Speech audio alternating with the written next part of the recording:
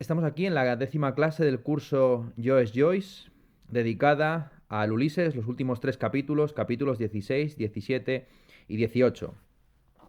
Antes de empezar a explicar estos capítulos, quisiera leer el microrrelato que escribió Augusto Monterroso, titulado La tela de Penélope o quién engaña a quién. Hace muchos años vivía en Grecia un hombre llamado Ulises, quien a pesar de ser bastante sabio, era muy astuto. Casado con Penélope, mujer bella y singularmente dotada, cuyo único defecto era su desmedida afición a tejer, costumbre gracias a la cual pudo pasar sola largas temporadas. Dice la leyenda que en cada ocasión en que Ulises, con su astucia, observaba que a pesar de sus prohibiciones ella se disponía una vez más a iniciar uno de sus interminables tejidos, se le podía ver por las noches preparando a hurtadillas sus botas y una buena barca, hasta que sin decirle nada, se iba a recorrer el mundo y a buscarse a sí mismo.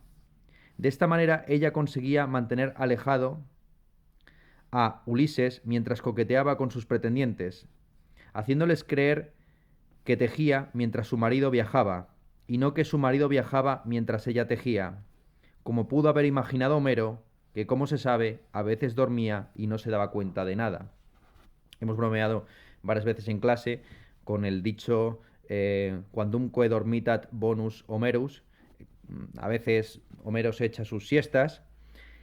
Augusto Monterroso en este microrelato le da la vuelta a la figura de Penélope, representada tradicionalmente como una esposa fiel que permanece al pie del cañón esperando a su marido ante las insidias y los ataques de los pretendientes. En, en esta última exposición de los últimos capítulos del Ulises vamos a ver cómo James Joyce contribuye a realizar esta inversión que culmina con el microrrelato de Monterroso. Lo que James Joyce desarrolla en 1000 páginas, Monterroso lo resume en 3 párrafos. Entonces nos quedan los últimos 3 capítulos, los capítulos del Nostos, del regreso a casa. Como ya explicamos en clases pasadas, el Nostos, el regreso a casa, ocupa dentro de la Odisea prácticamente la mitad del libro, no prácticamente, literalmente la mitad del libro. Aquí, sin embargo, tan solo son 3 capítulos. Ya explicamos en las clases previas la importancia, el peso mayor que le otorga James Joyce a el extravío frente al regreso. Nos encontramos en el capítulo 16, pasada la medianoche. Ya nos adentramos en las horas nocturnas que serán el objeto de desarrollo narrativo en el Finnegan's Wake. Y el señor Bloom está ya en compañía con Stephen. Se ha producido un reencuentro entre el padre y el hijo en torno a esta figura mitológica, Eumeo. El señor Bloom hace las veces de buen samaritano, acogiendo a su hijo pródigo, a su hijo intelectual, Stephen, y se propone enunciar una homilía contra los peligros de la ciudad nocturna, celebrando la aparición providencial de Corny Kelleher, en fin, la figura de autoridad que impide que Leopold Bloom y Stefan Dedalus sean arrestados en el capítulo 15. Stephen podría haber terminado en el calabozo, al final terminará ¿dónde? Leopold Bloom le propone que por lo pronto vayan caminando hacia, hacia un establecimiento de cocheros próximo. En un camino hacia el refugio, andando hacia el refugio, pasan junto a la garita de un vigilante de la corporación de, en fin, de transportes, a quien Stephen reconoce como un tal Gumley, un amigo de su padre. El señor Bloom siente una cierta ansiedad al ver un desconocido que se aproxima. Ese que se aproxima es John Corley. Corley había aparecido, Gumley y Corley son las dos figuras que aparecen en mitad de la noche. Corley es una figura que ya habíamos visto en la obra narrativa de Joyce, apareció como uno de los 2 galantes en dublineses. Pido disculpas por los martilleos del vecino, por el gusto hacia, en fin, los ruidos de percusión que tiene el vecino de arriba.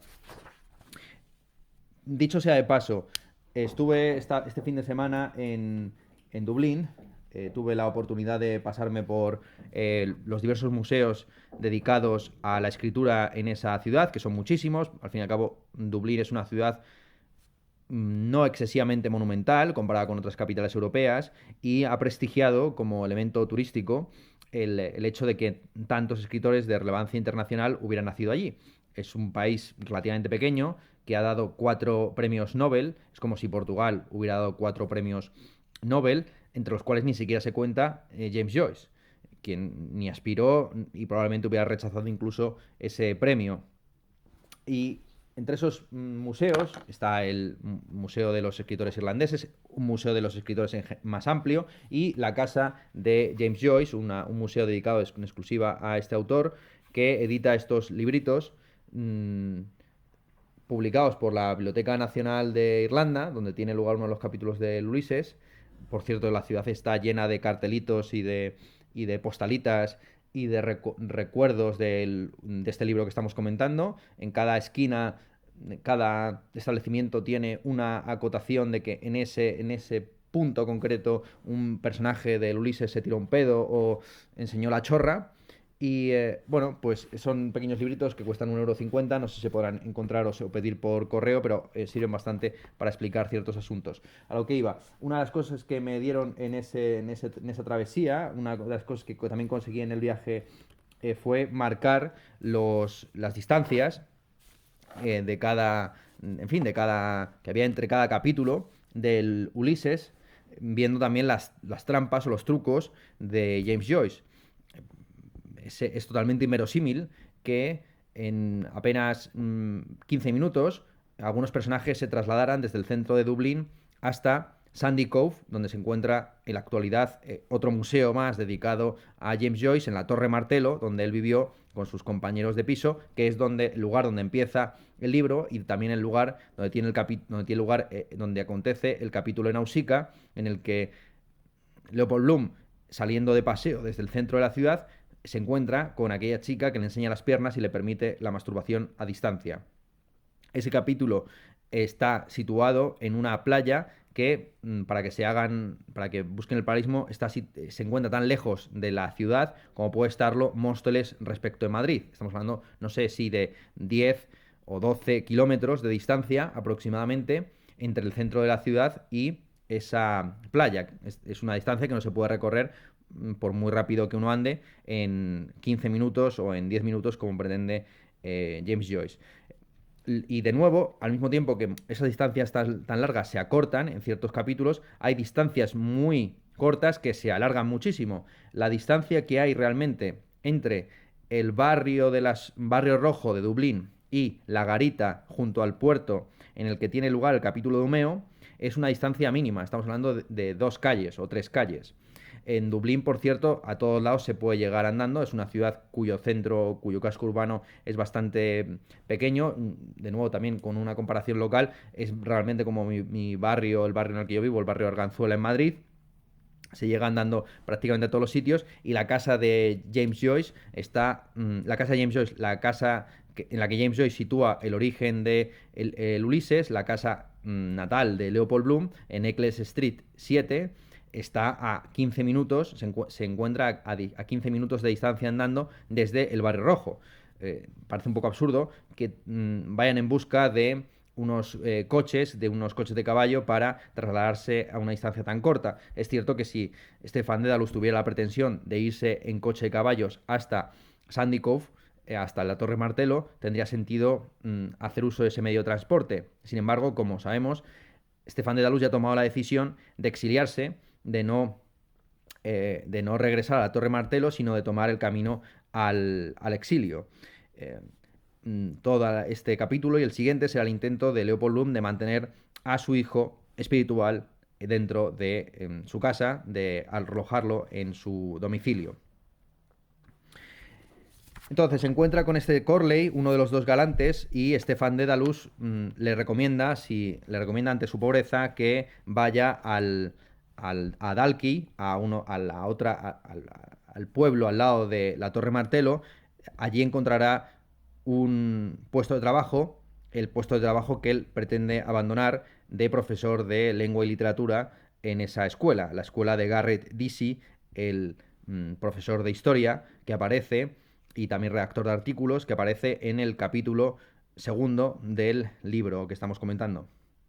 Este Corley es, ya hemos dicho, uno de los personajes que aparece en el cuento de los dos galantes, un cuento que trata básicamente acerca de la extorsión que practican estos dos tipos a una prostituta para sacarle dinero. Eso está canino, está falto de dinero este Corley y le pide consejos no solamente para encontrar trabajo, sino directamente una limosna.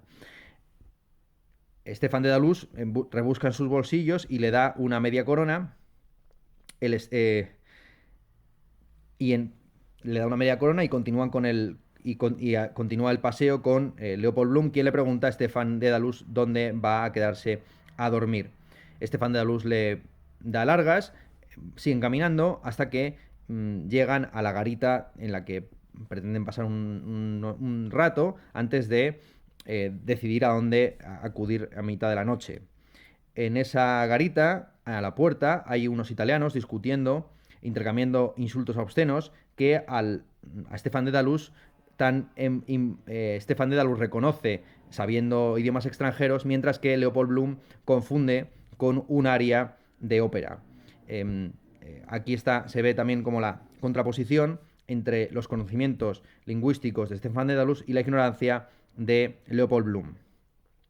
Llegan, por tanto, a este espacio donde vuelven a suscitarse reflexiones sobre la relación entre lo escrito, lo oral y lo eidético. Dice lo siguiente en la página 706 de la edición que estamos aquí manejando.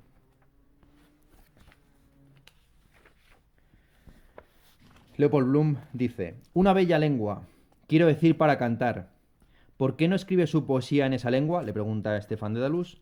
Bella poetría, además la escribe poetría en vez de poesía. Es tan melodiosa y plena, belladonna, voglio. Stephen, que estaba haciendo todo lo posible por bostezar si tenía la ocasión, ya que sufría de laxitud general, replicó: para oído de elefante, estaban regateando por dinero. ¿De veras?, preguntó Mr. Bloom. Claro, apuntilló pensativamente, al reflexionar para sí que había más lenguas para empezar que las que eran absolutamente necesarias. Puede que sea solo el hechizo sureño que la rodea.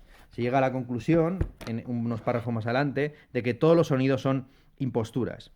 En la garita nos encontramos con el equivalente errático del cíclope o del ciudadano en el capítulo dedicado a esta figura mitológica. Si el ciudadano o el paisano representaba en el capítulo del cíclope al patriota, al apegado a la tierra, al nacionalista, aquí vamos a encontrarnos con el marinero, un tipo que se pone a contar recuerdos de hace años en tono prácticamente homérico. El marinero remonta sus recuerdos hasta una década donde dice haber visto al señor Dedalus, al padre de Stephen, disparar 2 huevos por encima del hombro con la mano izquierda en Estocolmo. Esto de la mano izquierda en lugar de la derecha va a ser algo fundamental, vamos a analizarlo más adelante. La marquesina del cochero, la garita en la que están metidos, tomando un churro con chocolates incluso, está regentada por un tipo llamado Skin the Goat, el piel de cabra. Este piel de cabra anima al marinero para que cuente, a cambio de tabaco, una serie de relatos que exponga sus fantásticas y homéricas travesías por el mar. El anciano marinero va contando las historias y refiere a varias localizaciones, entre las cuales se encuentra Gibraltar. La mención del peñón de Gibraltar evoca a Mr. Bloom, le lleva a pensar en su esposa, en Marion, que es de esa región. El marinero, a su vez, estira la piel, muestra un tatuaje donde aparece un número que, cuando se mira con detalle, resulta ser una cara sonriente. En ese momento entra en la garita una prostituta errante que lleva a Leopold Bloom a reflexionar sobre la prostitución, sobre la existencia y de este oficio tan viejo como el mundo, y a reflexionar sobre la pérdida de tiempo en la que incurre Stephen entregándose al consumo de este tipo de servicios. El marinero sigue hablando y Skin the Goat, la piel de cabra, el cabrero que les acoge en su garita, inicia una diatriba nacionalista, pero esta vez no tanto apegada al terruño como a los inmigrantes. La fantasía de la Irlanda expandida a través de la inmigración, de la Irlanda situada en América del Norte, la Irlanda que en algún momento volverá a reafirmarse políticamente. Frente a ese nacionalismo, Leopold Bloom enarbola nuevamente la bandera del internacionalismo, del cosmopolitismo, sosteniendo que las fantasías acerca de la caída de Gran Bretaña son una tontería atroz y que en el fondo el único sintagma, la única frase que puede ser suscrita a modo de apotegma acerca de la virtud de la patria es alma mater vita bene, ibi bene, ubi bene, ibi patria, donde vivo bien, ahí está mi patria. Bloom, de nuevo, enarbola o expresa su pensamiento político de carácter más o menos socialista, con esa idea, esa propuesta política de que el mejor de los gobiernos o de los estados sociales es aquel en el que los que trabajan viven bien. Dice lo siguiente Leopold Bloom. Es difícil establecer normas estrictas acerca del bien y el mal, pero lugar para mejoras, para todo desde luego que lo hay, aunque cada país, dicen, incluido el desdichado del nuestro, tiene el gobierno que se merece. Pero con un poco de buena voluntad por parte de todos, está muy bien todo eso de alardear de superioridad mutua, pero ¿qué hay de la igualdad mutua? Detesto la violencia y la intolerancia bajo cualquier forma o manera. Nunca logra ni frena nada. Una revolución debe hacerse dentro de un proyecto de plazos calculados. Es un absurdo palmario así de pronto odiar a la gente solo porque vivan a la vuelta de la esquina y hablen otra lengua, puerta con puerta, como quien dice. A pesar de de estas reflexiones, los interlocutores vuelven a un tema clásico del nacionalismo irlandés, el regreso de Parnell. Parnell como el imán oculto del ismaelismo, Parnell como alguien que no ha fallecido, sino que está simplemente escondido para regresar como Jesucristo al tercer día o como Ulises después de una década vagando por los mares. El señor Bloom se acuerda de un día en el que el sombrero de Parnell fue batido por el viento, derribado, alejado de su cráneo, y él, Bloom, pues tuvo la oportunidad de devolvérselo. El líder político nacionalista Parnell simplemente dijo gracias en un tono sincero. Eso le lleva, las reflexiones acerca de Parnell conducen a Leopold Bloom a hablar tan más ampliamente acerca del papel de la mujer en la política, como los escarceos de Parnell con mujeres le llevaron al fin de su carrera política, y de nuevo eso le conduce en una especie de circuito cerrado a pensar en el desperdicio de la vida de Stephen dedicado al trato con mujeres libertinas. El señor Bloom se entera de que Stephen no ha cenado y su instinto protector le impulsa a invitarle a su casa, no solamente a cenar, sino mucho mejor a dormir. Van conversando sobre música a lo largo del capítulo. Aquí me remonto o me remito a lo ya dicho en clases previas sobre el wagnerismo de Joyce, sobre los gustos musicales de Joyce que se exponen de nuevo en este capítulo. También hicimos mención del libro Wagnerismo, donde están codificadas buena parte de las referencias wagnerianas de este libro. Y termina finalmente estas reflexiones con la fantasía de Leopold Bloom de convertir a Stefan Dedalus en un protegido suyo, a la manera de cómo James Joyce protegió a aquel tenor al cual dedicó prácticamente una década. James Joyce estaba predeciendo su propio futuro. James Joyce no pudo terminar antes el Finnegan's Wake, porque dedicó prácticamente toda la década de los 30 a intentar promocionar a un tenor en los círculos parisinos. Contamos aquella anécdota de James Joyce levantándose en el Teatro de la Ópera de París para quitarse las gafas de sol y exclamar, esta música me ha curado la ceguera, ¿no? Como si, en fin, la aria que acababa de entonar su protégé, pues tuviera poderes prácticamente curativos o milagrosos. Bien. Nos encontramos entonces en un capítulo dedicado al regreso, al Nostos, y el tono es de narración antigua. Así lo expone Stuart Gilbert, el primer intérprete, y incluso algunos dirán sobreintérprete del Ulises.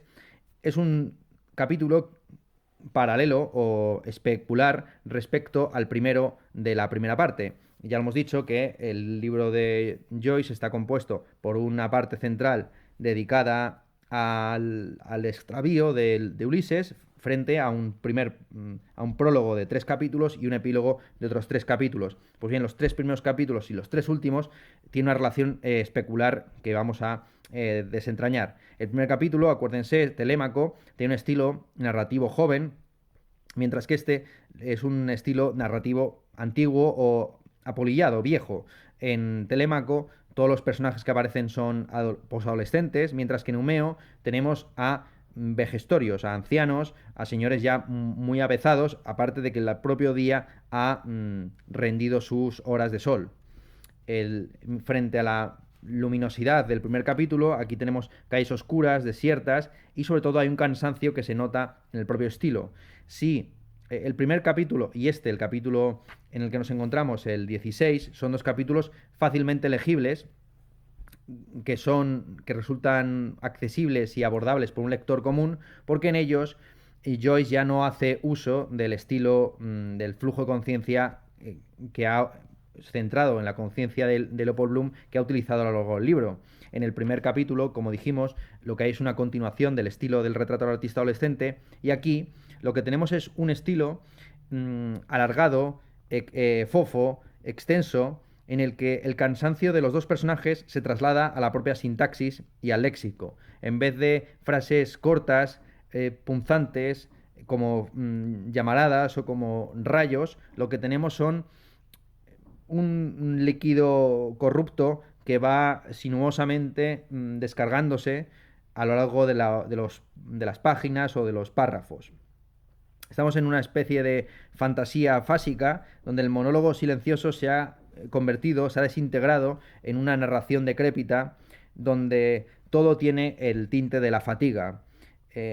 Stephen, que está atontado por la hostia que le ha metido el soldado británico en el capítulo previo, pues tiene poco que decir y no se recupera hasta bien avanzado el capítulo. Vamos a ver un pasaje en concreto de este capítulo para que vean un poco el tono que tiene, donde ya digo que todas las frases son frases alargadas, extensas, frases que incluso tienen un tono de cliché. O sea, hay muchos lugares comunes, hay muchas coletillas, las típicas expresiones que utilizamos cuando tenemos el cerebro hecho polvo y en vez de expresar nuestros pensamientos claramente y concisamente, pues nos vamos alargando en sinuosidades, en tonterías. Dice lo siguiente este capítulo. Este es el tono que tiene el capítulo.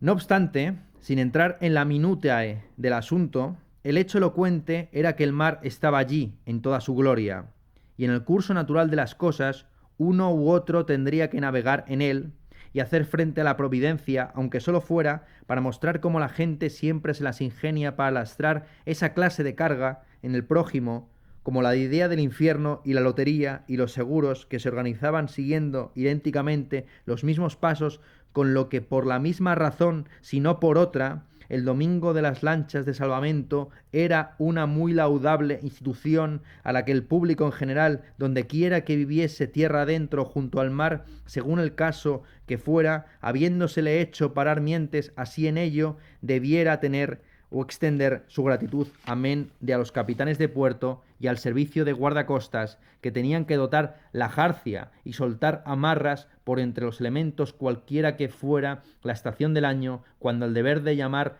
Irlanda espera que todo hombre y demás, y a veces lo pasaban fatal en invierno, sin olvidar los barcos faros irlandeses, el Kish y otros, que podían volcar en cualquier momento, bordeando el cual una vez él, con su hija, había conocido de primera mano lo que es la mar, excepcionalmente picada, por no decir tormentosa. Por no decir, sin perjuicio de lo cual, como ven, es prácticamente una frase, no, es literalmente una única frase sin un punto, en la que pues tenemos, en fin, esta especie como de asociación libre del pensamiento, característica de la mente ya corrompida por el avance del día. Un estilo fofo, un estilo alargado, que contrasta vivamente con las frases tajantes de capítulos previos. El capítulo es Eumeo y es una referencia al regreso de Ulises a Ítaca y el encuentro con el porquero Eumeo, en cuya guarida se produce el encuentro entre el padre y el hijo, entre Ulises y Telémaco. Aquí Estefan Dédalus y Leopold Bloom finalmente traban amistad a raíz de el pellejo de cabra, el skin de goat, que hace las veces del porquero Eumeo. Igual que Odiseo, disfrazado de mendigo, se encuentra con su hijo en esta guarida, pues aquí tenemos una taberna situada cerca de los muelles y frecuentada por una población mixta europeo-asiática, que es el lugar perfecto para el encuentro íntimo entre Estefan Dédalus, representante de Grecia, y Leopold Bloom, representante de Israel.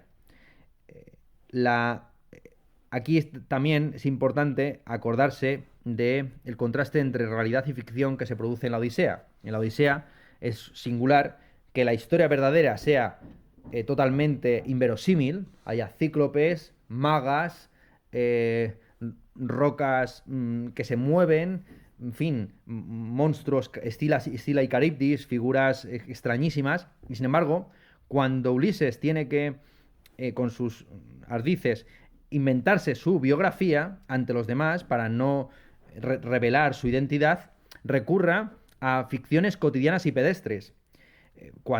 Ulises, al regresar a casa, pues se presenta como un vagabundo que simplemente pues, va vagando en busca de su hogar, o sea, es decir, miente con la verdad. Es lo interesante. La realidad resulta inverosímil, resulta imposible de creer, mientras que la ficción es cotidiana, es pedestre. Ulises engaña expresando realmente quién es. Esta es la gracia.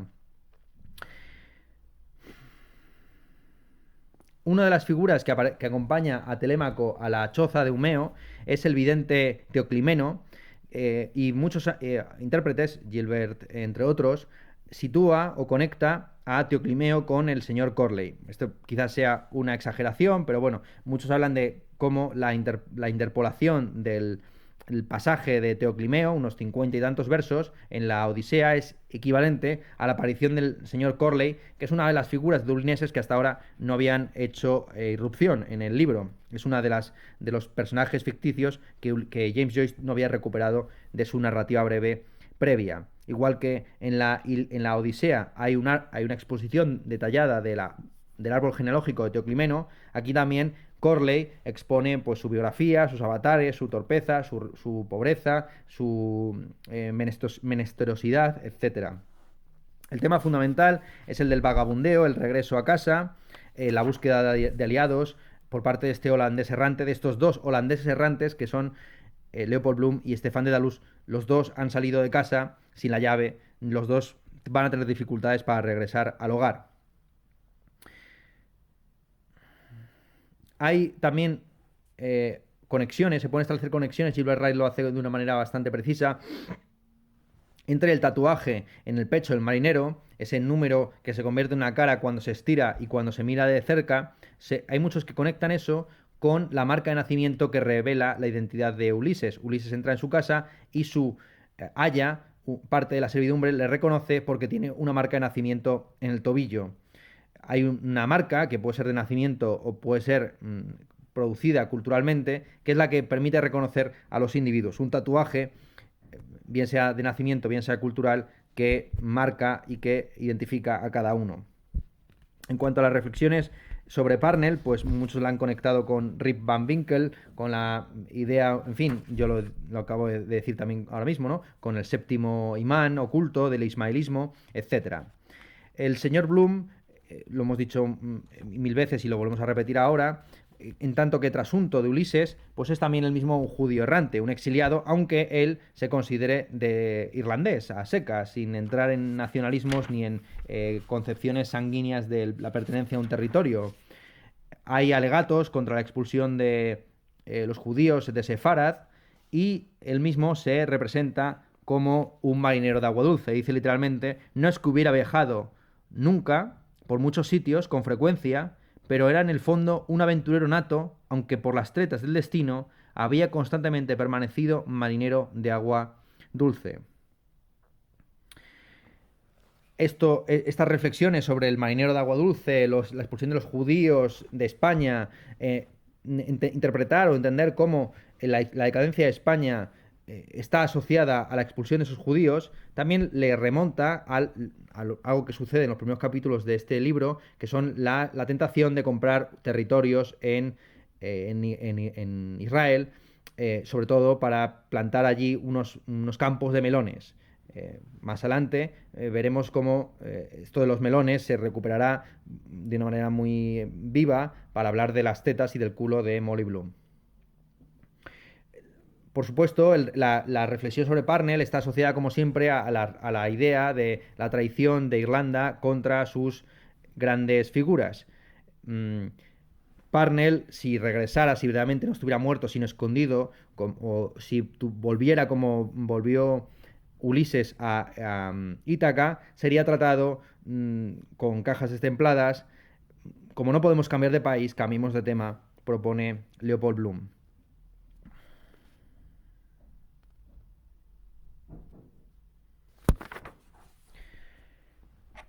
Pasamos entonces al siguiente capítulo, el capítulo 17, titulado Ítaca. Finalmente llegamos a la patria, patria prometida, en fin, a la tierra prometida. La tierra prometida en este caso es la explicación detallada y expresada con preguntas y respuestas a modo de cuestionario de los intríngulis del esqueleto del libro. Todo lo que antes ha expresado con asociaciones, con leitmotiv, con asonancias y con repeticiones, ahora se va a exponer claramente, ya digo, como si fuera una suerte de catecismo, un conjunto de preguntas y respuestas. Quizás aquí convendría recordar la pretensión inicial que tenían Engels y Karl Marx de escribir el Manifiesto Comunista como un conjunto de preguntas y de respuestas. Aquí todo lo que ha sucedido en los capítulos previos se expone, se detalla, se analiza, se enumera como si fuera un catálogo de una subasta provincial, como si fueran fenómenos naturales a ser analizados científicamente.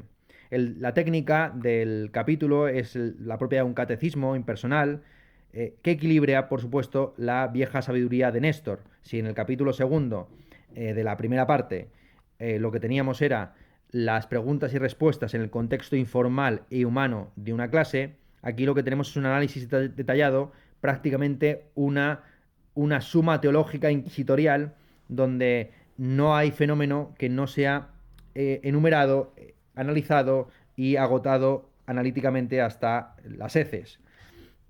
Este era el capítulo preferido de el Ulises de Joyce, el capítulo que prefería el libro, y es también el capítulo más criticado. Es el capítulo del que se han extraído la mayor parte de los análisis y explicaciones del libro, y por tanto también es el capítulo al que han acudido, junto con el último, la mayor parte de los lectores refractarios.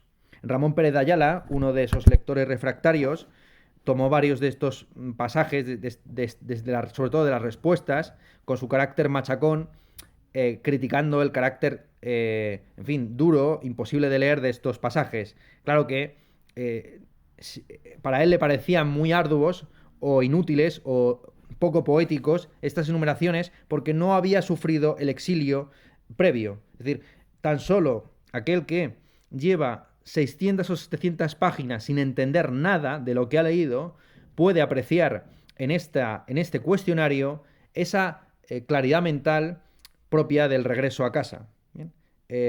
a Ramón Pérez Ayala sobre todo se cebó mucho con un pasaje muy divertido, que es uno de los más subrayados y defendidos, entre otros Ernesto Jiménez Caballero en su primera traducción de pasajes del Ulises en la Gaceta Literaria lo consideraba como uno de los mayores hallazgos del Ulises de James Joyce. Se han cebado mucho con una pregunta y una respuesta en la que se habla de la diferencia de edad entre Leopold Bloom y Stefan Dedalus. Pues se dicen que uno le saca 30 o 40 años al otro, pero también se empieza a decir, tomando esa proporción, si Leopold Bloom hubiera nacido en el siglo IV después de Cristo, pues Stefan Dedalus debería haber nacido en tal siglo o en tal década. Entonces se va haciendo como unas interpolaciones, unas extrapolaciones de edad que para algunos resulta de máximo nivel poético y para otros son una tontería increíble. Esto es insisto, es el regreso a casa que tan solo puede ser disfrutado por aquellos que han vagado previamente por las páginas anteriores. Y aquí empieza un parte del debate. En este capítulo se produce la ejecución de los pretendientes o es algo que sucede en el siguiente capítulo. Yo creo que en realidad sucede en ambos casos. Por supuesto, en la Odisea se dedican un montón de versos, bastantes cantos a este asunto de la matanza de los pretendientes. Y aquí en realidad esta matanza de los pretendientes se divide en dos variantes, en dos apartados. Hay una matanza simbólica o alegórica a los pretendientes aquí, ahora, y luego hay una matanza literal en el siguiente capítulo. Aquí ahora lo que se está matando es los pretendientes de la ilusión, la retórica, la exposición narrativa. Por medio de un análisis ensayístico, de un catecismo de preguntas y de respuestas, por medio de un cuestionario, de una inquisición, lo que se produce en estas páginas es un desvelamiento de la verdad fundamental, de las claves que permiten interpretar el libro. Digamos que hay unas flechas de la razón tensadas por el arco del inquisidor que se clavan que clavan sus puntas en la carne de esta retórica, de esta narrativa que ha rodeado la exposición del libro. ¿Bien? En el siguiente capítulo lo que tendremos será una muerte de los pretendientes real, donde Penélope contrapone los pensamientos acerca de su marido con los pensamientos acerca de sus amantes previos o contemporáneos. Incluso el Boilan, equivalente a el homérico Eurímaco, cae finalmente en esa comparativa, una comparativa que veremos en el siguiente capítulo. Leopold Bloom y Stefan Dedalus abandonan la garita del cochero y se dirigen hacia Eccles Street, la calle de nombre griego en la que habita el protagonista de esta novela. Caminando en dirección a esa calle, que se encuentra, como ya hemos dicho, a 15 minutos andando del río Liffey, suenan las campanas de St. George Church, de la iglesia de San Jorge, que es una de las pocas iglesias de Irlanda que tienen, y probablemente la única de Dublín, que tiene una inscripción griega en su frontispicio. Por supuesto, es una referencia, de nuevo griega o homérica, importante tener en cuenta. La calle de la que se ha salido, no lo dijimos en el capítulo cuarto, cuando comentamos el capítulo cuarto, lo decimos ahora, la calle de la que se ha salido es la calle Eccles Street, en concreto el número 7, por cierto, que a día de hoy está ocupado por un gran hospital maternal. De hecho, cuando acudí esta Semana Santa a la calle Eccles Street, todo el lado derecho, todos los números impares de la calle están, insisto, ocupados por un hospital ya construido, parte de un hospital ya construido y todo un ala del hospital que está todavía en construcción. Tiene entonces gracia, supongo que los dublineses que querían también arquitectónicamente crear esta ironía o esta analogía. Tiene gracia que el libro más conocido, el que sitúa en el panorama literario internacional la capital de Irlanda, ese libro nazca en el mismo sitio donde desde hace ya unos años nacen buena parte de los dublineses, ¿no? Hay como una ironía, yo creo, literaria bastante fuerte en este asunto. Pero desde luego la casa primigenia en la que se inspira James Joyce, que era la casa de un amigo suyo, con el que estuvo vagando también por las noches de Dublín y al que vio saltar la valla porque se había olvidado de la llave, como hará también Leopold Bloom, esa casa ya no existe. Uno debe fantasear o figurarse cómo sería esa casa a partir de las casas que quedan en el lado par de esa calle. En Entonces llegan a esa calle, la calle Eccles Street, al número 7, y Leopold Bloom descubre que ha olvidado la llave, que no tiene forma de entrar por la vía recta, por la puerta, igual que Ulises tiene que ir por la senda esvarita, en fin, por el camino no hollado, tiene que encubrirse y esconderse y disfrazarse para poder acceder a su propia casa. Lo que hace Leopold Bloom es saltar la valla y entrar por la puerta de servicio de una manera como si fuera un ladrón en su propio hogar. Esto yo no sabía exactamente cómo representarlo, cómo imaginarlo, hasta que estuve en Dublín y me acordé de la estructura típica de la casa anglosajona, no solamente irlandesa, sino también británica y por supuesto estadounidense. Cuando se habla de saltar la valla y de entrar por la puerta de servicio, ustedes deben tener en mente la típica casa, insisto, inglesa o irlandesa o estadounidense, compuesta en una calle toda compuesta de adosados, con el típico foso cubierto por una valla, donde tan solo hay acceso a la puerta principal, o bien saltando la valla a un nivel inferior en el que hay efectivamente una puerta de servicio. Bien, no se trata de saltar una valla que diera una puerta de servicio lateral o trasera, sino una puerta de servicio inferior, en un nivel inferior, en un sótano que tiene luz natural y que tiene acceso a la calle a través de esa valla, normalmente llena de púas, que ejerce las veces un poco de empalizada ante el foso del espacio público. También una concepción del espacio público y de las casas privadas muy particular o muy distinta de la mediterránea.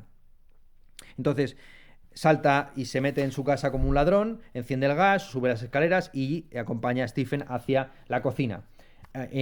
Todo esto se describe, insisto, no narrativamente, sino que se expone analíticamente por medio de preguntas y respuestas. ¿Y cómo entró en casa? Saltando la valla. ¿Y qué hizo a continuación? Tal cosa. ¿Y de qué estaba compuesta la escalera por la que subió? De tal madera. Bien, es, insisto, una cuestión inquisitorial o teológica, parecía la suma teológica la que tenemos entre manos aquí. El contenido de la casa y de la cocina se describe minuciosamente. Bloom pone a hervir una cacerola y ello permite iniciar una gran perorata sobre el sistema de abastecimiento de agua de Dublín. El señor Bloom se lava las manos con la pastilla de jabón. Aquí se culmina la saponeada, lo que podemos llamar la pequeña odisea dentro del Bloomsday. Igual que ha habido un vagar por las calles de Leopold Bloom, así la pastilla de jabón que se compra en el capítulo 5 del Ulises vaga o va acompañando al personaje principal a lo largo del libro.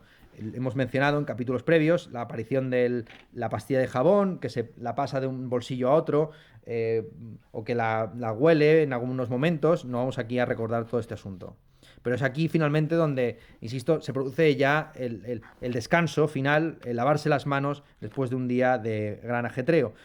Bloom le ofrece a Stefan Dedalus lavarse las manos y Stefan Dedalus no quiere lavarse las manos porque es hidrófobo, porque odia el contacto con el agua y porque desconfía, como artista que es, del carácter acuoso de lo líquido, básicamente. Piensa que hay una incompatibilidad entre la acuosidad y la originalidad errática del genio. Si el Leopold Bloom es un marinero de agua dulce, pues Stefan Dedalus es alguien, es como un gato reacio a bañarse. La tetera hierve, por supuesto aquí pues hay muchas metáforas al respecto, ¿no? Frente a Leopold Bloom, que efectivamente ha llegado a casa, Stefan Dedalus todavía le queda mucho travesía para alcanzar su propio yo. Estamos hablando de la diferencia, por supuesto, entre el joven y el adulto. Ambos representan alegóricamente a James Joyce, pero uno ya rendida, digamos, la ambición juvenil y otro todavía con el fuego de las pretensiones literarias encendido, deseante de exiliarse de esa falsa patria, de esa cerda que se come a su camada, que es Irlanda. Bueno, le ofrece Leopold Bloom a Stefan Dedalus la ambrosía de esa tetera hirviente y hay una exposición más o menos catequista de las hazañas del héroe, del abandono y la recuperación de Stefan Dedalus, Se hace una contraposición también entre el temperamento científico de Bloom frente al artístico de Stephen, y hay unas reflexiones acerca de la astronomía, la astrología, que por supuesto ya anticipan el asunto geológico que se tratará en el siguiente capítulo, a saber, Molly Bloom como representación alegórica de la diosa madre, de la Pachamama, diríamos, con los incas, de Gea, de Telo, la diosa de las Cibeles, la diosa de las cosechas, la mujer como fuente de toda fertilidad.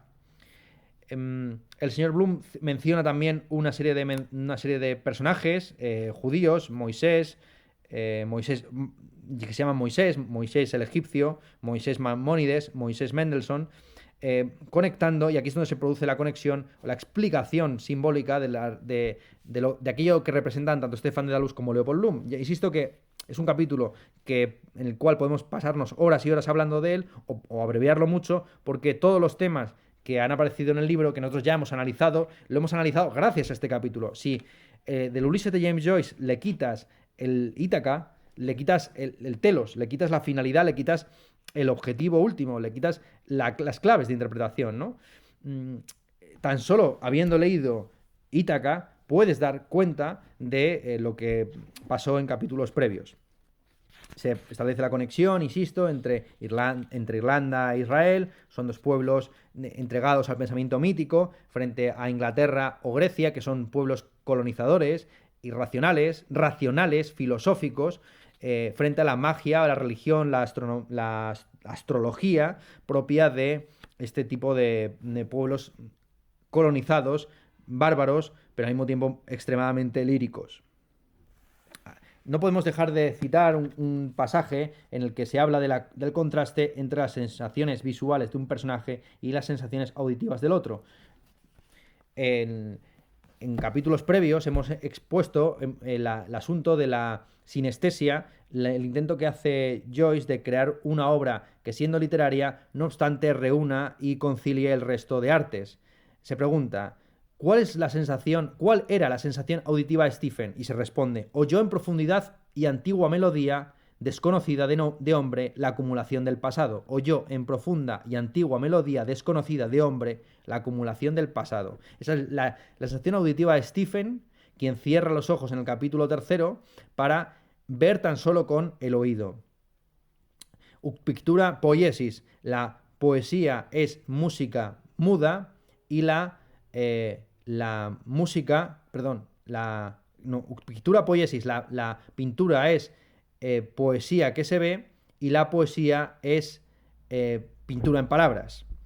¿Cuál es la sensación visual de Bloom? Vio en una ardiente y joven figura conocida de hombre la predestinación de un futuro. Entonces, Stefan Dedalus oye en Bloom la acumulación del pasado, y Bloom ve en Stephen la predestinación de un futuro. ¿Bien? La conexión entre lo visto y lo oído, los dos grandes sentidos propios de la estética. Se profundizan en más paralelismos o más consideraciones, en este caso acudiendo también a la hija del matrimonio Bloom, Millie Bloom, a quien se la contrapone o se la pone en conexión con un gato doméstico. Tienen en común su pasividad, su economía, su tradicionalidad, su imprevisibilidad. El señor Bloom le propone a Stephen quedarse a dormir, pero Stephen, declina la oferta, pero se compromete a tomar clases con la señora Bloom y a regresar por aquellos lares para entablar conversaciones filosóficas con Poldi. A continuación hay una exposición de las creencias de ambos personajes. El señor Bloom, con su típico optimismo, cree en la perfectibilidad del mundo, frente a Stefan Dedalus, que en todo caso procede silogísticamente de lo conocido a lo desconocido. Se separan, se despiden, y a continuación lo que hay es una reflexión, de nuevo astrológica, acerca de el destino humano, las conexiones y desconexiones que se producen entre los vagabundeo de un individuo y de otro. Se expone analíticamente el contenido de la habitación en la que el Leopold se encuentra, va atravesando su casa y descubre que la señora Bloom, como la naturaleza, ha trastocado el orden de las cosas, en este caso de los muebles. Los muebles de la habitación no están en el lugar en el que los había dejado Leopold Bloom, sino que en fin, la señora Bloom ha cambiado de sitio los muebles, probablemente para hacer mucho más confortable el encuentro con su amante a media tarde. Se cataloga la biblioteca del señor Bloom, se expone claramente en qué consiste en el mobiliario, en fin, hay una exposición de nuevo también muy aburrida para unos y muy interesante para otros, totalmente exhaustiva de lo que se ha gastado a lo largo del día, de un montón de minucias que hasta entonces eran elementos esparcidos arbitrariamente a lo largo del libro.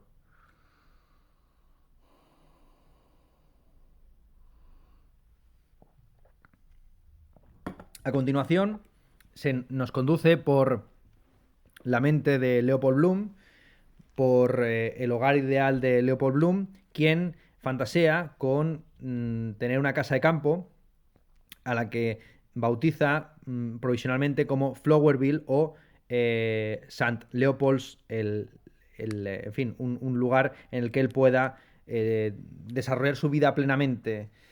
Se exponen pensamientos acerca de cómo hacer fortuna rápidamente y a su vez hay una numeración mayor de los contenidos del del segundo cajón de la cómoda.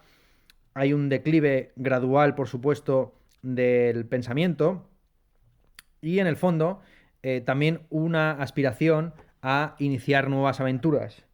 Esto tenemos que conectarlo, por supuesto, con los mitógrafos posteriores a Homero que hablan de segundos y terceros viajes de Odiseo.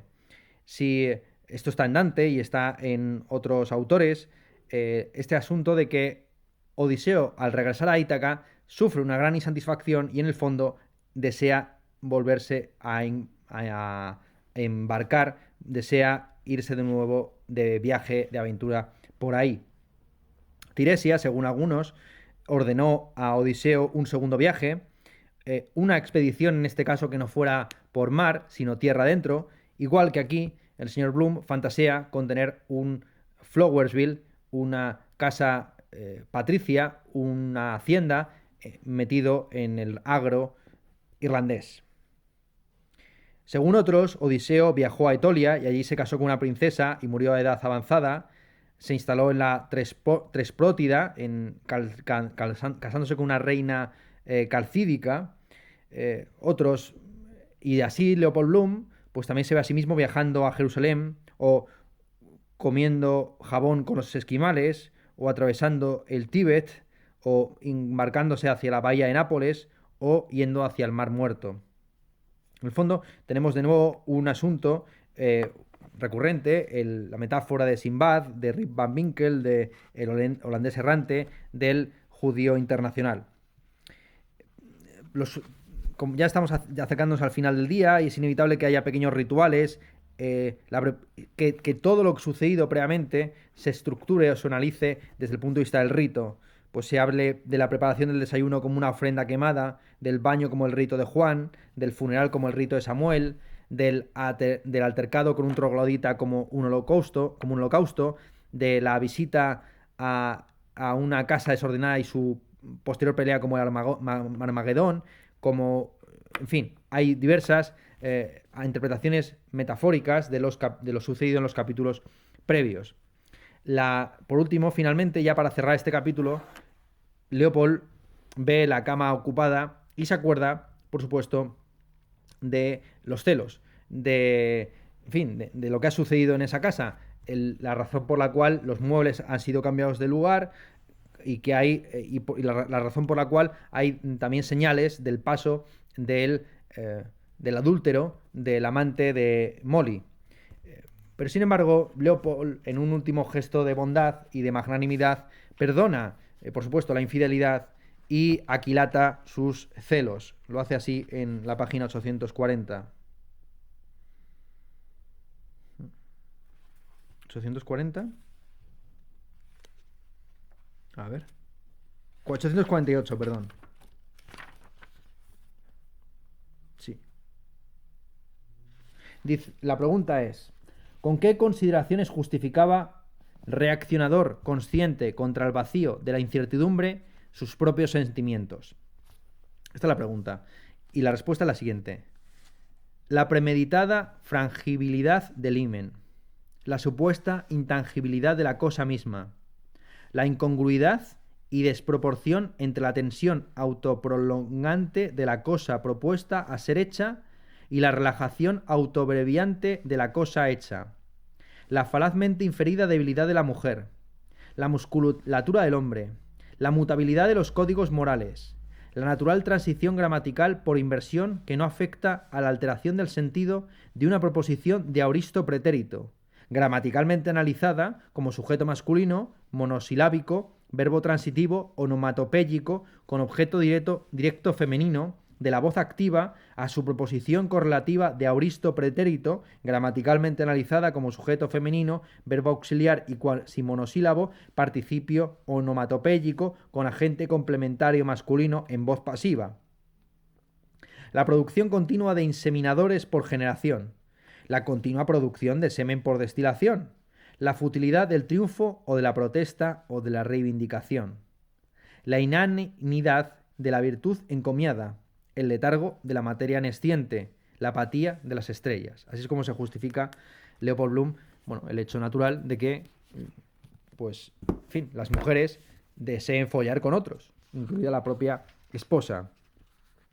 Molly Bloom, ya alcanzamos finalmente el último capítulo, el 18, aparece aquí como una fuerza de la naturaleza, como la Tierra o como la Luna.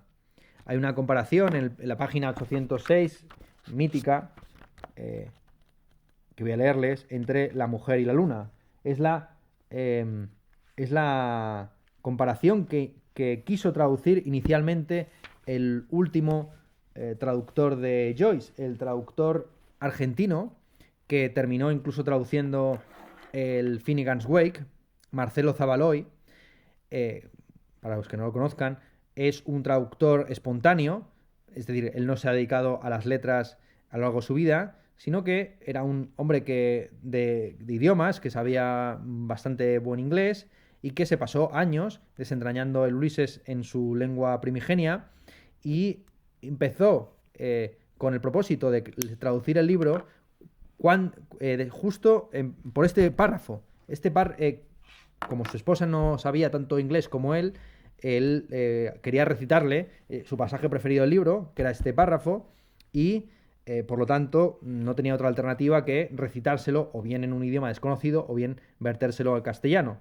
Y es normal que quisiera empezar por este capítulo, pues uno de los, este capítulo y este párrafo en concreto, porque es uno de los párrafos más líricos, aunque de una lírica, vamos a decir, enumerativa. Es importante que se den cuenta, no lo puedo yo reproducir oralmente, que la conexión entre las diversas frases no es por otro signo de puntuación que no sea el 2 puntos.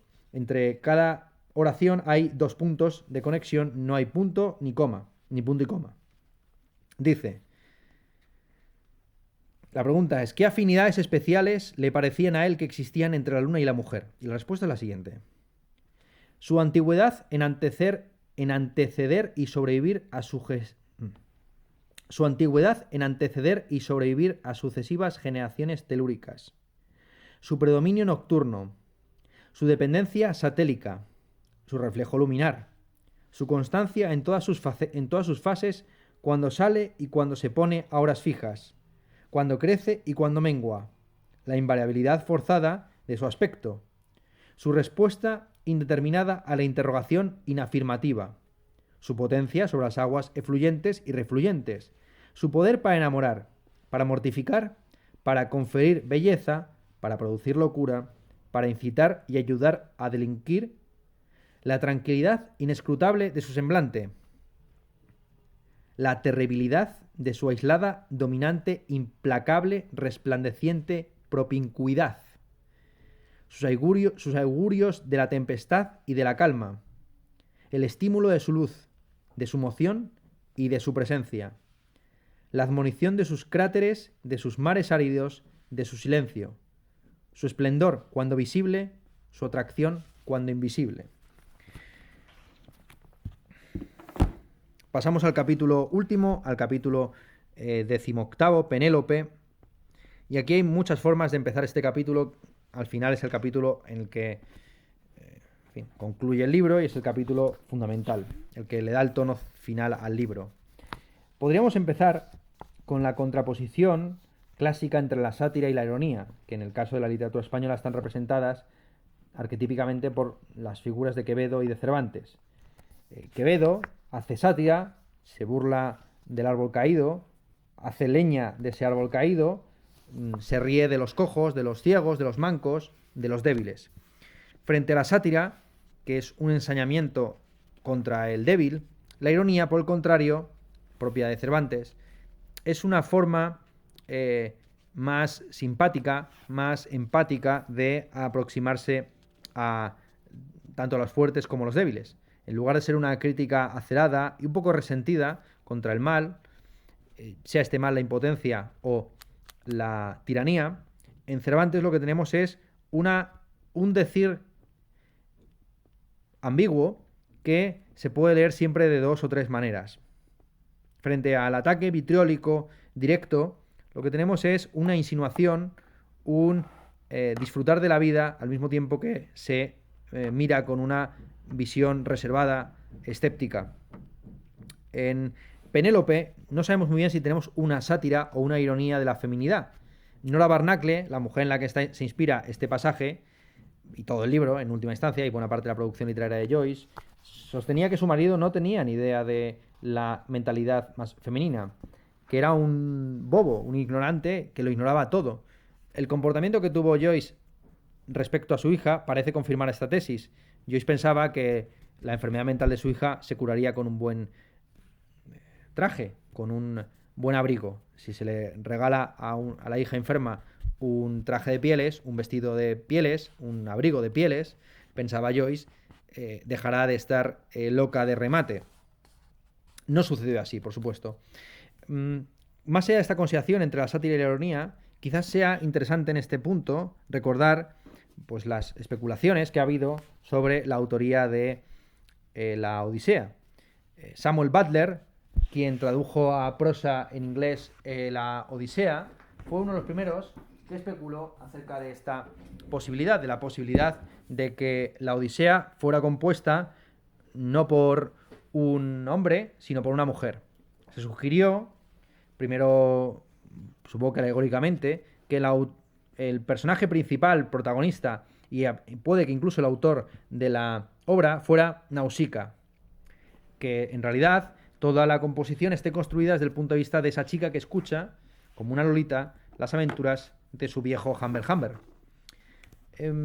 Ya más en serio, algunos, por ejemplo, Eustacio de Tesalónica, un obispo del siglo XII, sostuvo que en realidad la Odisea no había sido escrita por Homero, sino que éste se encontró con un papiro en el templo de Éfeso, un papiro compuesto por la poeta Fantasía, proveniente de Egipto. Evidentemente, Eustaquio de Tesalónica no pretendía ofrecer una tesis filológica, sino teológica. Lo que estaba diciendo es que en el fondo la inspiración de Homero venía del Oriente o del Mediterráneo en un sentido amplio y más en concreto de Egipto. Fantasía no se puede entender como el nombre de una persona, sino como, en fin, una denominación bastante evidente de una facultad anímica, de una capacidad de inspiración que nos suscitada por lo exótico, por lo extraño, por lo distinto. En el caso de Samuel Butler, él llegó a creer con mucha... Los puso, por ejemplo, en un texto llamado El humor de Homero, que el autor de la Odisea era una autora, una siciliana de Trapani.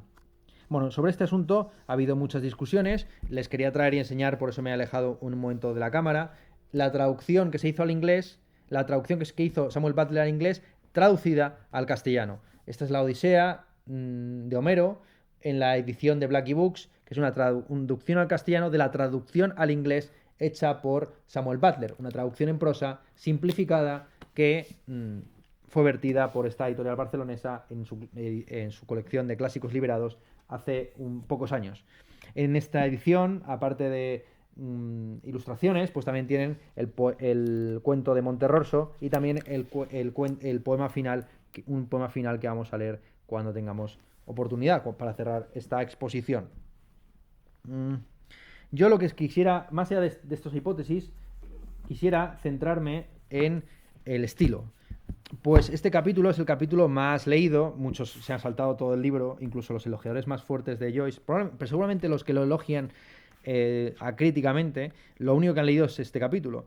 Y la imagen, la concepción que se tiene del flujo de conciencia, incluso la propia idea de flujo de conciencia como el término, la expresión flujo de conciencia, parece ser más afín a el carácter acuoso, como un chorro abierto, que, en fin, como un grifo abierto, como un chorro imposible de contener que encontramos en este capítulo, se parece más a eso que a las balas, a las esquirlas, a las frases lapidarias propias de capítulos previos. De ahí que pues muchos autores, Benet en España, entre otros, acusen a Joyce de no estar a la altura de su propia técnica, de no saber desarrollarla por completo hasta el último capítulo. Eso es porque confunden, en fin, la falta de puntuación del último capítulo con el estilo del resto del libro. Vamos a ver en concreto de dónde extrajo Joyce este estilo sin signos de puntuación, donde todo está enumerado una cosa detrás de la otra. De nuevo, este capítulo lo debemos poner en conexión con el tercero de la primera parte. Si en el tercer capítulo lo que había era, en Proteo, una exposición lírica de los pensamientos que fluyen por parte de un pedante, de la mente de un pedante, aquí lo que tenemos es el libre fluir de la mente femenina, no de cualquier mujer, sino de una mujer maternal y al mismo tiempo lasciva, que es esta Molly Bloom. Dice lo siguiente, una carta, mejor dicho, la transposición por escrito de un recital que dio una amiga de Molly Bloom, recordando las batallas juntas. Y aquí van a ver, lo que les voy a leer prácticamente es una frase párrafo de 200 y pico palabras o más, recitada por una amiga de Nora Barnacle, acordándose de las batallitas con su amiga en la juventud. Dice: mi padre solía hacernos jugar tales como colgar, perdón, mi padre solía hacernos juegos tales como colgar dos palos cruzados del techo, uno de ellos tenía una manzana en un extremo, jabón en el otro y una luz. Aquí no hay signos de puntuación, ¿de acuerdo? Se lo voy a leer como yo voy a poner los signos de la pausa donde Dios me dé a entender, ¿vale? Mi padre solía hacernos juegos tales como colgar dos palos cruzados del techo, uno de ellos tenía una manzana en un extremo, jabón en el otro y una luz en el otro.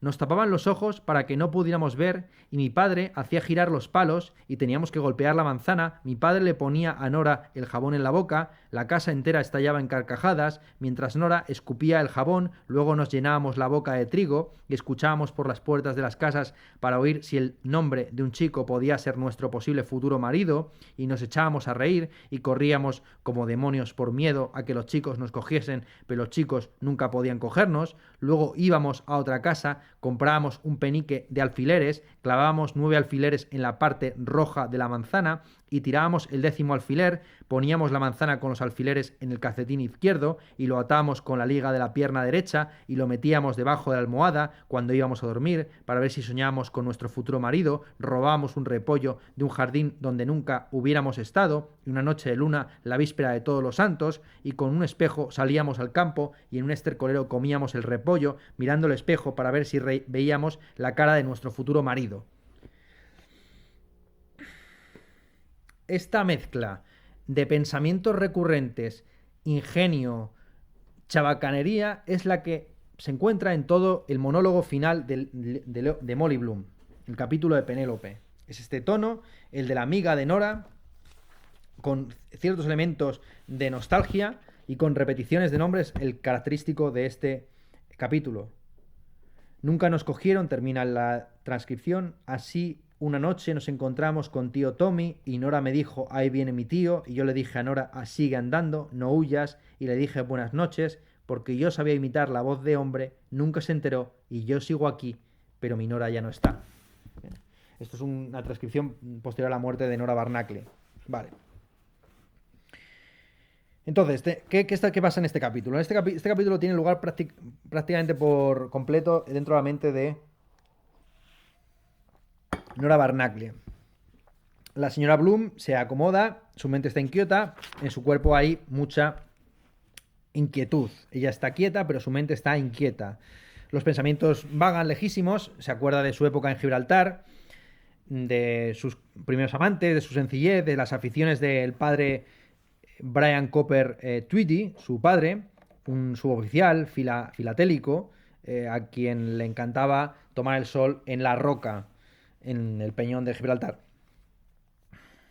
Hay dos sujetos masculinos que monopolizan el pensamiento de Molly.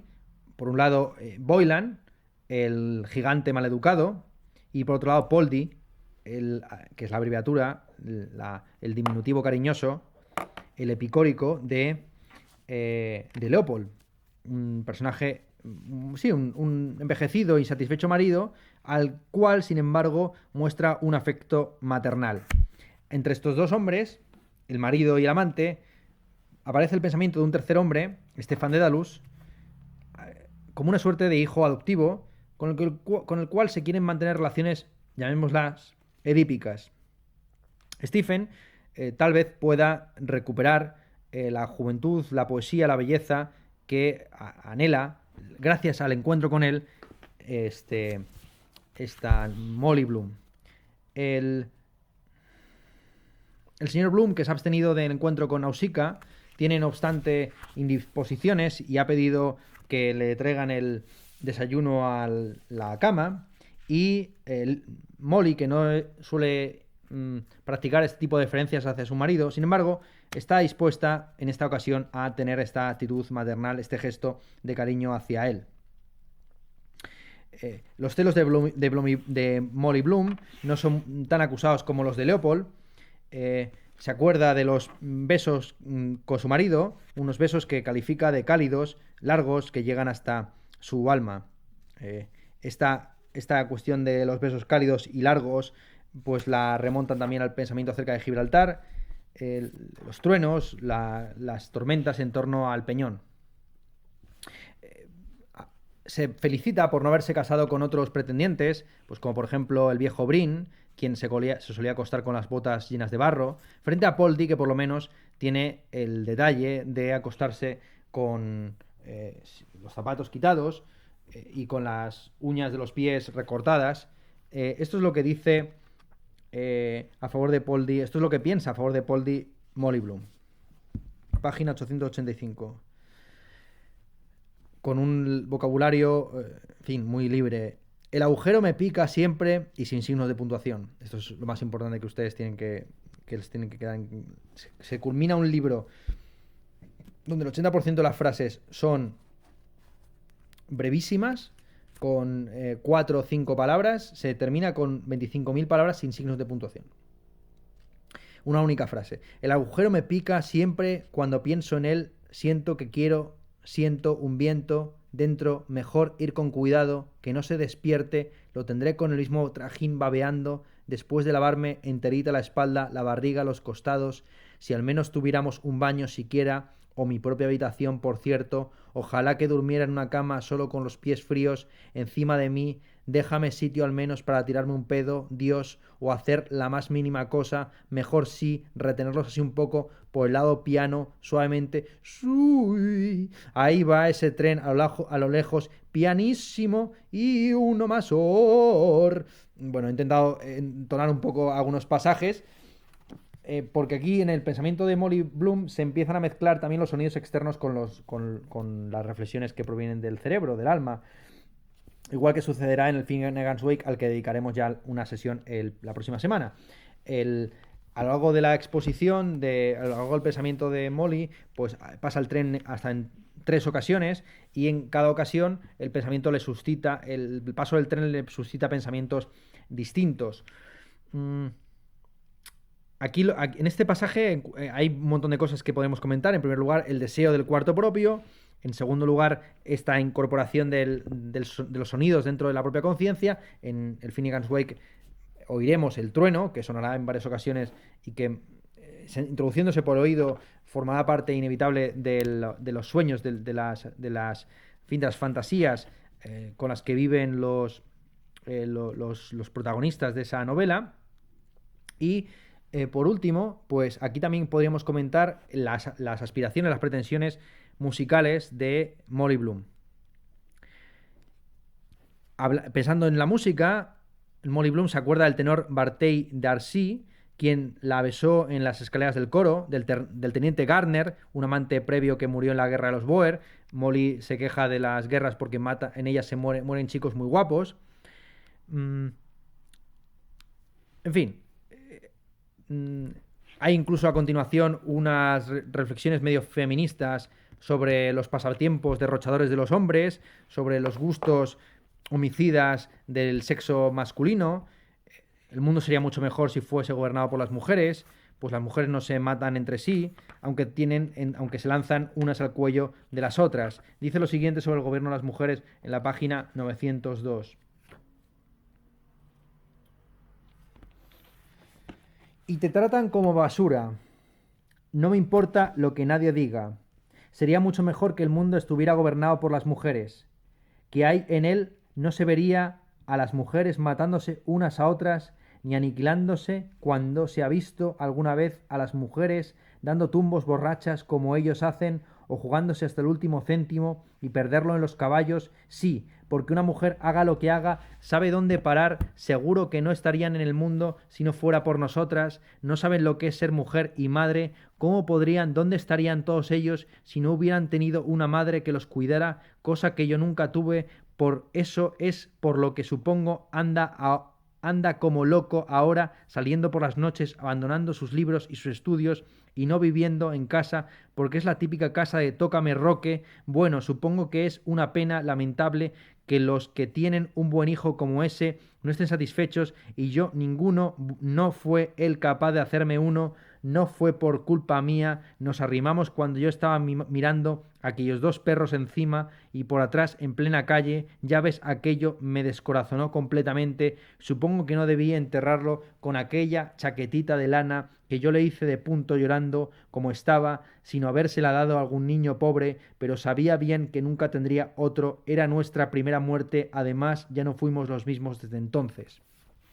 Se mezcla en este pasaje varios pensamientos, un pensamiento feminista sobre lo mejor que estaría el mundo si estuviera gobernado por las mujeres, pensamientos maternales, pero también un poco lolitescos acerca de Stephen Dedalus, y pensamientos ya estrictamente maternales sobre el niño muerto, sobre el hijo que falleció y al que se le apareció a Leopold Bloom en el capítulo de Circe. Junto con esta reflexión feminista, pues hay también una androginia la señora Bloom reflexiona sobre los encantos femeninos y masculinos y dice que no le importaría ser un hombre y montar a una buena mujer. Pasan trenes distantes cuyos sonidos se mezclan con estribillos de canciones, ya lo hemos visto. Se acuerda de su pasado en el peñasco, en el peñón de Gibraltar, las cartas que escribía, la carta que recibió del teniente Mulvey, los intentos de aproximación de don Miguel de la Flora, los trenes distantes también le recuerdan a Kathleen Camille. Se acuerda, por supuesto, de las fechorías de su hija Millie, de la sustitución de la madre por la hija, del síndrome de Electra. Piensa también en los médicos, lo mal que se portan con las mujeres, los borrachos de Dublín, Dignam, el señor Dedalus, el propio Stephen Dedalus. Piensa si es demasiado mayor o no. Se acuerda de que Stephen Dedalus ya no tiene madre, lo hemos visto. Sin una mujer, una casa se cae a pedazos. Stephen se vuelve loco y no vuelve a casa, no trabaja en sus estudios precisamente por esta ausencia. Ella, a su vez, reflexiona por la muerte de Rudy, del hijo, que falleció joven. Se queja, por supuesto, de que los hombres tienen amigos con los que hablar de sus problemas, mientras que las mujeres están peleadas las unas con las otras, a pesar de lo que ha dicho antes, que es que las mujeres, si gobernasen el mundo, pues sería un mundo muy mejor y no pacífico, perdón. Culpa a su marido del adulterio. En fin, si Dios no quisiera que las mujeres fueran adúlteras, pues habría limitado sus impulsos sexuales.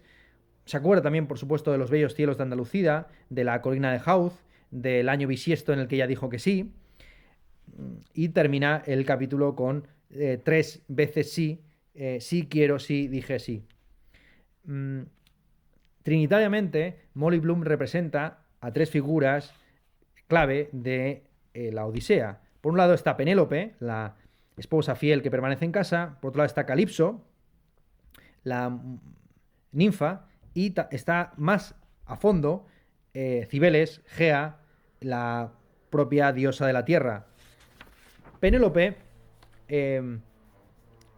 tradicionalmente es representada como una mujer fiel que, en fin, rechaza a los jóvenes, pone como excusa para no aceptar un pretendiente, un marido que sustituya a Ulises, la triquiñuela del telar. Hasta que no termine de componer de tejer lo que está tejiendo en el telar, pues no aceptará ningún marido. El truco está en destejer lo que se ha tejido por la noche. El telar móvil en el que ella va cifrando su pureza, su fidelidad, su monogamia. Para ella, según otros, como Samuel Butler, en realidad Molly Bloom se entregó a todos estos juguetes y aquí nos encontramos, insisto, con el triunfo del amor ¿a qué le está diciendo que sí Molly Bloom? ¿Le está diciendo que sí a su marido exclusivamente o al amor en general? La lectura que se debe hacer, yo creo, es que el sí, no solamente el triple sí, es un triple sí a su marido, a sus amantes y en general a la fertilidad como algo propio de las mujeres. La fidelidad absoluta de Penélope hacia Ulises fue cuestionada por otros autores poshoméricos, por ejemplo Heródoto, y dice que Penélope se convirtió en la madre de Pan tras acostarse con Hermes. O, según otros, al acostarse con todos los pretendientes a la vez. Tiene gracia que Penélope, acostándose con Hermes, el dios de los viajantes, de los salteadores, de los traficantes y también, ¿por qué no?, de los marinos, dé como nacimiento al dios del todo, a Pan, al dios de la tierra, que a su vez es el dios que inocula el terror en los hombres. Les voy a leer, no lo pensaba hacer, pero tengo aquí a mano el texto, una columna de Manuel Vicent dedicada al terror. Voy a por ella y la traigo inmediatamente.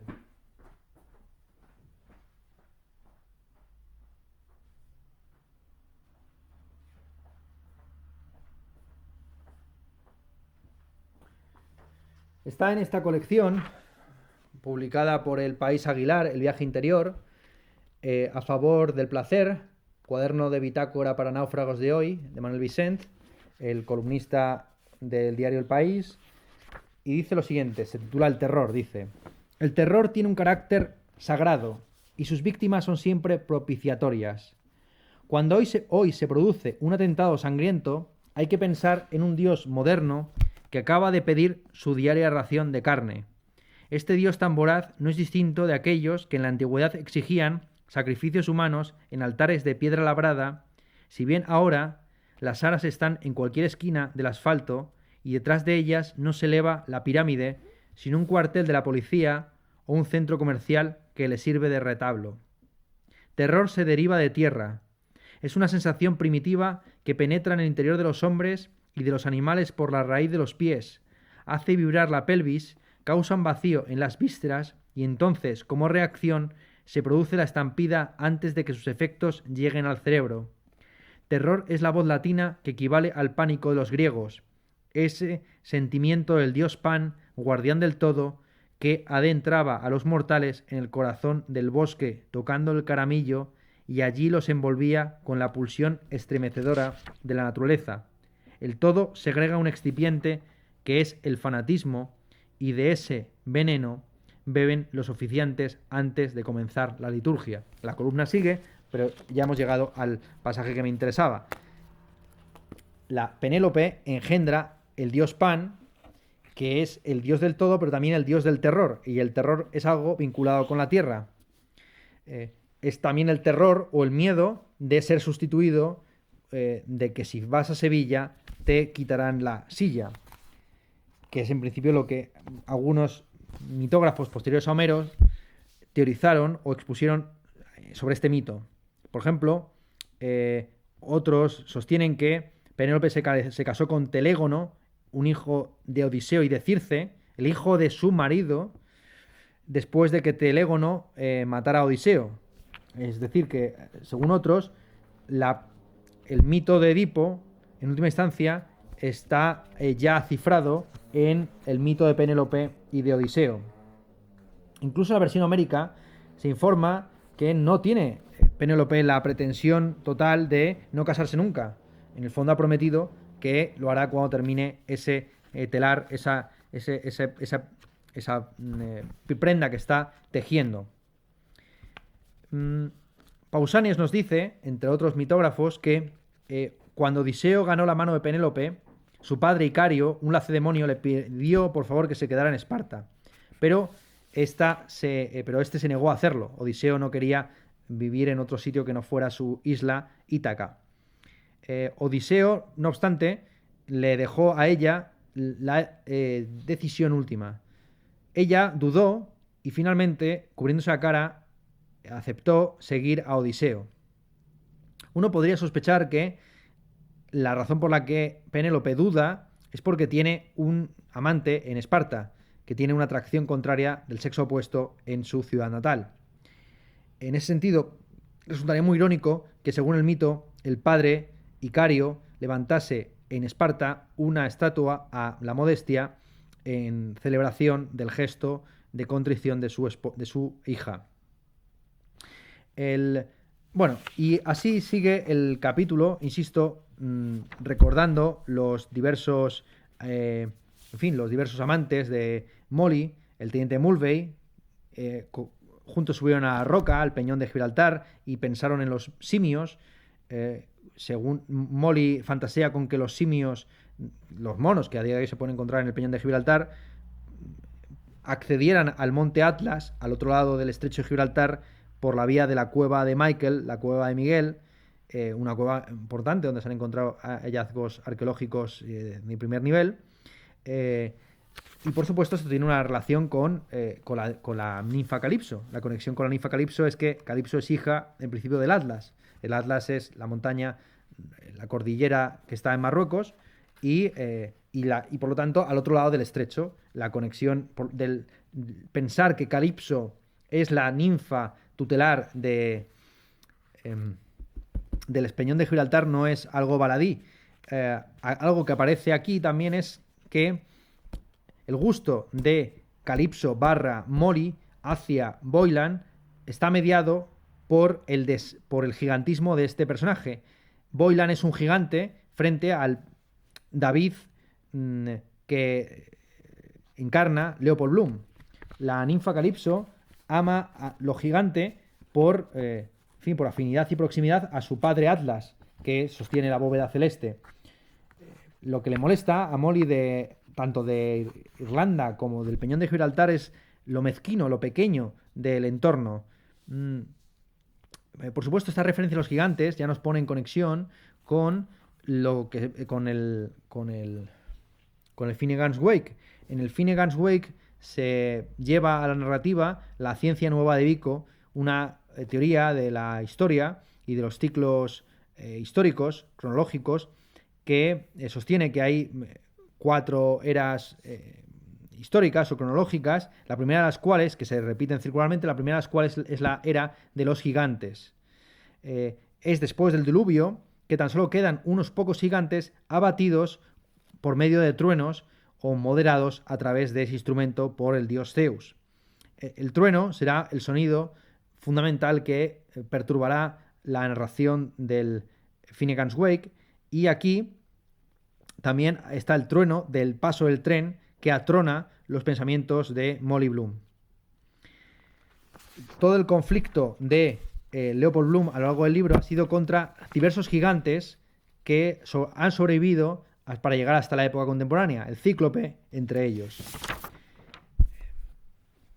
Por último, tenemos el asunto del vínculo de Molly Bloom con la diosa Tierra, con la madre Cibeles, con la diosa Gea, patrona de las cosechas, quien en la mitología fenicia es arrastrada en un carro por dos leones.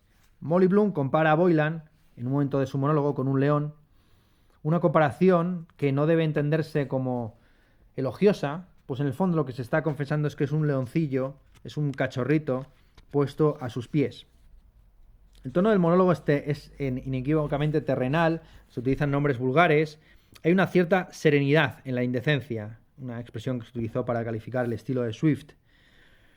Es propia de una madre sin pelos en la lengua que habla libremente, sin sonrojarse, incluso de lo más repugnante o de lo que convencionalmente se consideraría indigno.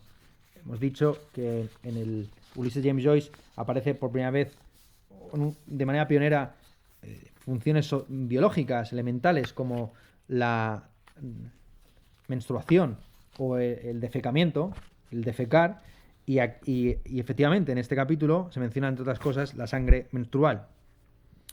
Hay una... en fin, es un vocabulario que no es propio de una moderna degenerada que quiere regresar a la naturaleza, que tiene una nostalgia de la boue, que tiene una nostalgia del barro, sino es simplemente la propia naturaleza que se expresa llamando pan al pan y vino al vino, de una manera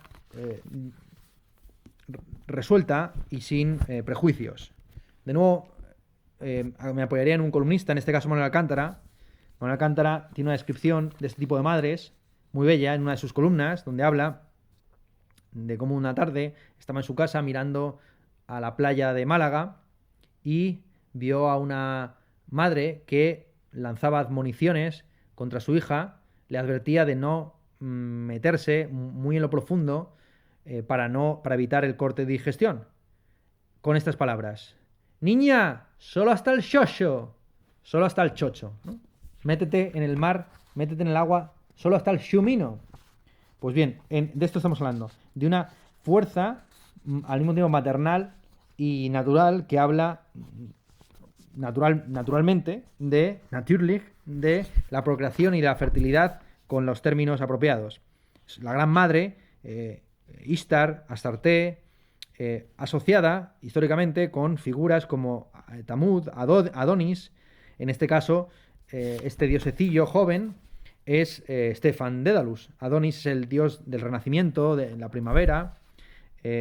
Por supuesto, la madre tierra está asociada a las flores, Leopold Bloom, el Henry Flower, y con las estrellas. Se habla a lo largo de todo el capítulo en términos muy terrenales de las flores, las estrellas, la niebla, la inundación, los mastodontes, la época glacial. En fin, es una suerte de Eva buscando su Adán en muchos de estos pasajes. Parece que los pensamientos de Molly no tienen orden, pero ya hemos visto que sí. Ahí tienen ciertos puntos de bamboleo, van y vienen en torno a ciertas expresiones, ciertas frases, y sobre todo se caracterizan por girar en torno a sí mismas. Igual que la Tierra tiene dos movimientos, un movimiento de rotación y uno de traslación, así Molly Bloom primero rota sobre sí misma, su principal objeto de pensamiento es ella misma, pero se ve atraída externamente en una traslación por un sol, por un sol que es su marido, y a su vez ella atrae o desearía atraer a una serie de satélites entre los cuales se encuentra Stefan Dedalus, este Adonis contemporáneo. Hay una influencia lunar hacia ciertas figuras, como es el caso de este hijo de Urano, que es Stefan Dedalus, de este nostálgico, de este genio atrabiliario que es Stefan Dedalus. Hay un crecimiento, por lo tanto, de la figura de Molly Bloom, quien inicialmente aparecía como una suerte de Madame Bovary, pero finalmente acaba representada como la madre que realiza esa triple afirmación al final del libro. Y para terminar la exposición del Ulises, que se nos ha hecho tan breve, por lo menos a mí, pues terminaré con un poema de Dorothy Parker titulado Penélope, que dice así: siguiendo el camino del sol, tras los pasos de la brisa, donde se funden el mundo y el cielo, él cabalgará sobre mares de plata, cortando el resplandor de las olas. Yo me quedaré en casa, en mi mecedora. Me levantaré para abrirle la puerta al vecino, me prepararé un té, enhebraré la aguja, almidonaré las sábanas de mi cama, a él lo llamarán valiente. Y con esto damos por finalizada la exposición del Ulises. Podríamos tirarnos años hablando de este libro, pero en algún momento hay que poner un punto, y ponemos un punto, como siempre, con el sí.